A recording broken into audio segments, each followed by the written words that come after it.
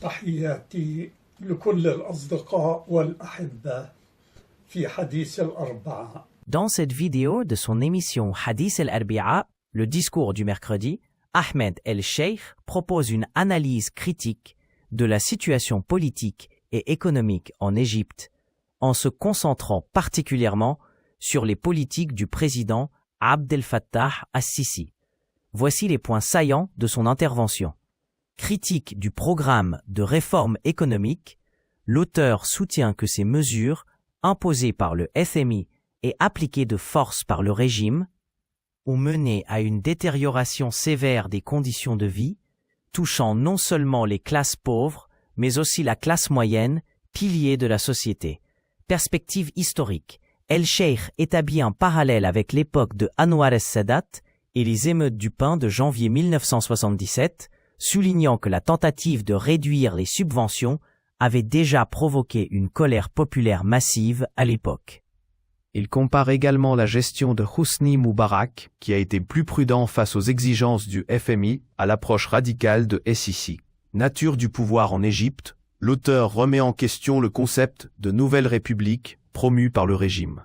Il affirme qu'il s'agit plutôt d'une continuité du système autoritaire, militaire et sécuritaire, instauré depuis 1954.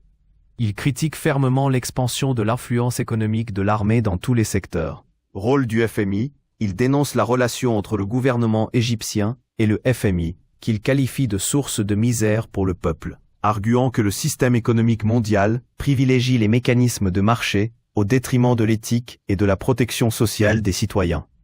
Absence de liberté. Ahmed Sheikh souligne qu'aucune véritable réforme économique n'est possible sans un changement politique radical, car le système actuel verrouille toute forme d'expression, d'opposition ou de débat citoyen. En conclusion, l'auteur souligne que le problème réside dans la nature même du système de gouvernance et dans l'absence de réelle démocratie. Et il recommande des lectures comme « L'illusion économique d'Emmanuel Todd » pour approfondir la réflexion sur ces questions.